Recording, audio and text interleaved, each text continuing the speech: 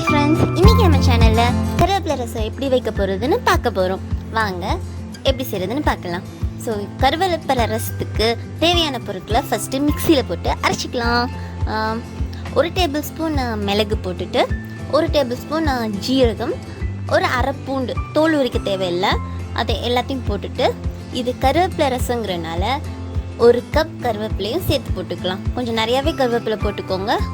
அதுக்கப்புறம் கொஞ்சோண்டு கொத்தமல்லி, கொஞ்சம் அரைக்கிறதுக்கும் போட்டுட்டு கிள்ளியும் போடுவோம். ஸோ கொஞ்சம் கொத்தமல்லி, இது எல்லாத்தையும் நம்ம ஜாரில் போட்டு தண்ணி ஊற்றாமல் அரைக்க போகிறோம். கொஞ்சம் கொத்தமல்லி, இது எல்லாத்தையும் இப்போ நல்லா அரைச்சிக்கலாம். ரசத்துக்கு அரைக்கிற மாதிரி நல்லா அரைச்சாச்சு. இது ஒரு பாத்திரத்தில் எடுத்து வச்சுருக்கோம்.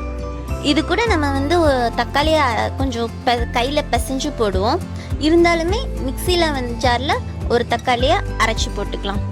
ஒரு தக்காளியை அரைச்சி விழுதா இதில் போட்டாச்சு. புளியை முன்னாடியே ஊற வச்சுக்கோங்க. ஊற வச்சு அதை கரைச்சி அந்த தண்ணியும் ஊற்றியாச்சு. அப்புறம் ஒரு 4-5 தக்காளியை நல்லா கையிலேயே கட் பண்ணி கையிலேயே மசிச்சு விட்டு அதையும் நம்ம இது கூட ஆட் பண்ணிக்கலாம்.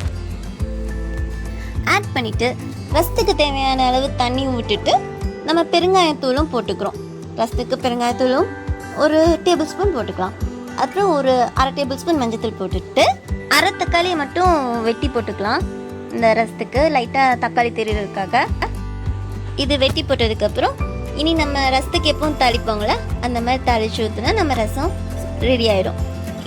ஸோ ஒரு வானொலியில் எண்ணெய் விட்டுட்டு கடுகு, அப்புறம் கருவேப்பிலை, ஒரு 2 வரமிளகாய் போட்டு தாளிச்சிக்கலாம். கடுகு நல்லா பொரிஞ்சோடனே நம்ம கருவேப்பிலை போடலாம். உங்கள் காரத்துக்கு தகுந்த மாதிரி வரமிளகாய் ஆட் பண்ணிக்கோங்க. நல்லா கடுகு பொரிஞ்சிச்சு, கடுகு கருவேப்பிலை. இனி நம்ம ரசம் அங்கே தனியாக கலந்து அரைச்சி வச்சு இதை போட்டு அதை ஊற்றிக்கலாம். ஊற்றிட்டு கொஞ்சம் கொத்தமல்லியை இப்போவே நாங்கள் கையில் பிச்சு போட்டாச்சு. இனி ஒரு கொதி வரட்டும். ரொம்ப கொதிக்க விடாது, வாசம் போயிடும். ஒரு கொதி வந்த உடனே நம்ம இறக்கிடலாம். ஸோ ரசத்துக்கு ஒரு கொதி வந்துருச்சு. இனி இதை நம்ம இறக்கி சாதத்தோடு சேர்த்து பரிமாறலாம். கருவேப்பிலை ரசம் ரொம்ப உடம்புக்கு நல்லது.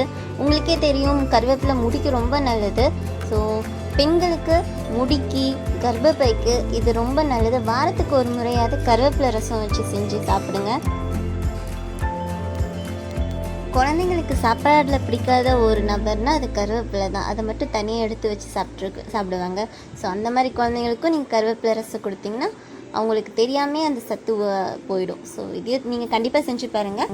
தேங்க்ஸ் ஃபார் வாட்சிங். For more videos subscribe our channel.